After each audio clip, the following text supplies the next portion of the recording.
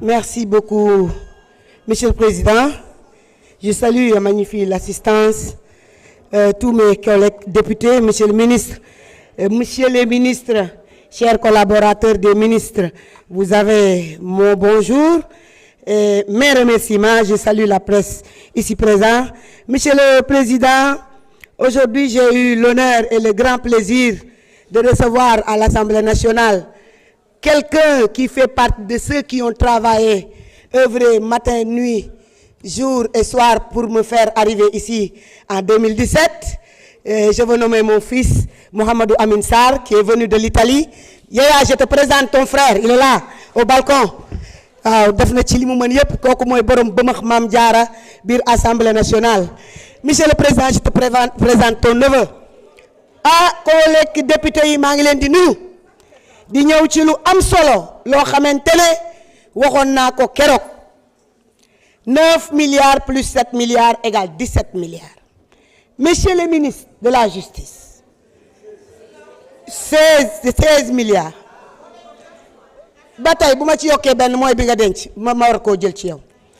Monsieur le ministre de la Justice, je vous avais dit que je peux argumenter mon vote damay voter pour la suppression, appelez ça comme vous voulez, hein, élimination, suppression, tous les voies mènent à Rome. Monsieur le ministre, xam nga lu tax je viens du département de Pikine, là où la construction d'une division des investigations criminelles est nécessaire, une grande police. Ndax li fa xew gis nga ko. Je rends hommage à mon fils Aziz Dabala, décédé récemment, des situations très critiques et très nébuleuses pour l'insécurité qui règne dans le département de Pikine. Que bi milliards mën nañ ko cee tabax. Monsieur le ministre, j'argumente mon vote. La construction d'une caserne de sapeurs-pompiers est très nécessaire dans le département de Pikine et c'est une exigence populaire des Pikinois. te loolu ci xaalis bi génnee fii mun ngeen ko ca tabax parce que Pikine moom manque d'infrastructure criard la am. Monsieur le ministre, man nag ma ñëw wax la ne la yow magistrat nga benn tribunal bi ñu am, je félicite le magistrat qui est sorti et invite l'autre au travail, mais benn tribunal bi mu am Géejawaay jël na ko. terre ba Géejawaay, tribunal ba Géejawaay, préfecture ba Géejawaay, sapeur pompier ba Géejawaay. ñun Pikine 15 milliards yi 16 milliards yi ñun ñoo ko soxla. dama koy voter la suppression, dama koy voter ba mu neex ndax 7 ans laa def ci assemblée nationale bi ci tey je n'ai jamais voté le budget du Haut Conseil des collectivités territoriales ni celui du 16. dama koy argumenter dama ne monsieur le ministre, li war mooy li war, li warul dañu koy nooyal ba mu nooy na nooy ba mel ni xaal ñu waxtaane ko. ñun ñii ñëpp am nañ lu ñu bëgg waaye li ñu gën a bëgg mooy comme li ñuy wax rek waxtaanee ko.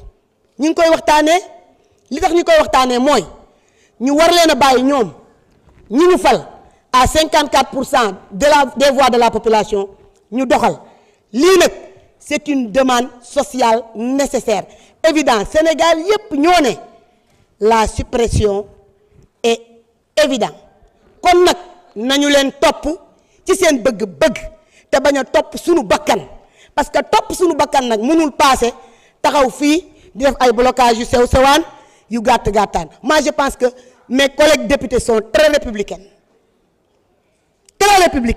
te lii nii am na ci loo xamante ne duñu ko bañ te danañ ko nangu. boo gisee siège ni mu yaraaxee sax nga xam ne am na ci yoo xamante ni par force dañuy wote. maa ngi leen di gërëm di leen sant monsieur le ministre, je vous remercie. Merci. Ibrahima Diop suivi de Abdoulaye Diagne.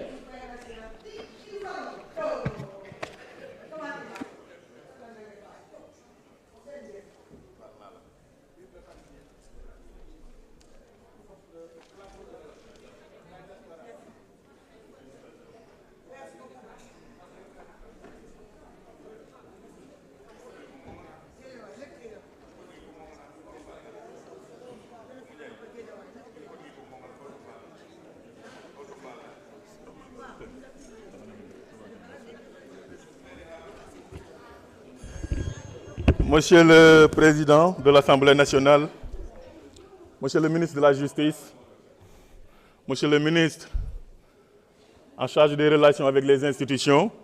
Donc je salue vos différentes délégations, di nuyu mes collègues honorables députés, di nuyu également toute la diaspora sénégalaise, particulièrement ceux de l'Europe du Nord, de l'Ouest et du Centre.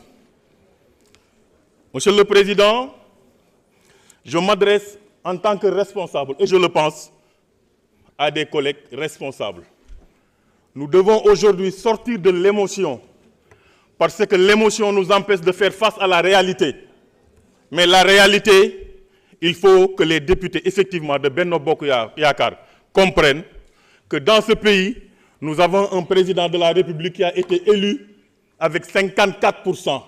Et cette réalité, effectivement, vous ne pouvez pas ne pas l'intégrer dans votre démarche politique. Au PDS, nous avons toujours été constants avec ces institutions. Pour nous, c'est des institutions budgétivores, politiquement inutiles et socialement rejetées par toute la population sénégalaise. Et j'en appelle à la responsabilité aujourd'hui des députés que nous sommes. Mes chers collègues députés de Benno Bokk Yakaar, ne suivez pas votre général Chipolopolo, qui n'a jamais gagné la bataille de Thiès et qui veut aujourd'hui se faire une santé à Dakar, ce qui sera nécessairement impossible. Les Sénégalais nous regardent. Les Sénégalais nous regardent. Ceux qui nous ont élus nous regardent. Nous devons effectivement, dans un élan unitaire, répondre à l'appel du président de la République en votant pour la suppression de ces deux institutions. Le contexte, je l'ai dit. J'avais dit en commission que le Sénégal traverse des situations financières difficiles. Et je pense que ces réformes-là nous permettront effectivement de rationaliser les dépenses publiques. Nous, à la diaspora, on a des préoccupations, monsieur le ministre. Quand j'interpellais tous les ministres du président Macky Sall, ils me disaient effectivement que nous n'avions pas assez de moyens pour répondre à l'appel de la diaspora. Mais il faut que aussi Sénégalais toog fii xam ne ñun waa diaspora ñoo yor Sénégal. nee naa leen bu famille yi baaxee ñun la bu kër yi tasul ñun la bu ñu taxawee mën a citer Sénégal effectivement en matière de démocratie c'est parce que la diaspora aussi a joué un rôle primordial. léegi ñun nag dañoo am ay préoccupations yoo xam ni monsieur le président on apprécie le silence.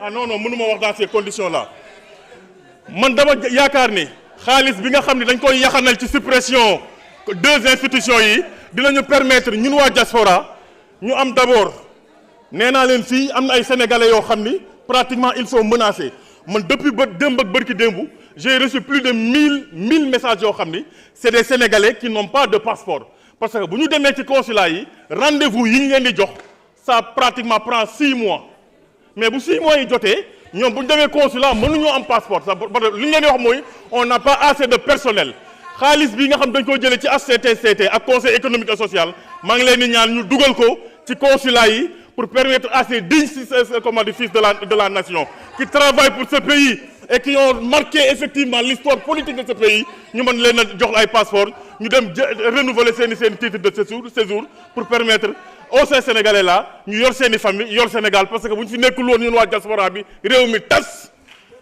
leneen li ci des mooy il faut que ñu xam ni ne wax naa ko fii léegi en 2012 le président Macky Sall bi mu ñëwee dafa supprimer mais bi muy supprimer daf ko def avec une élégance que rien ne justifie.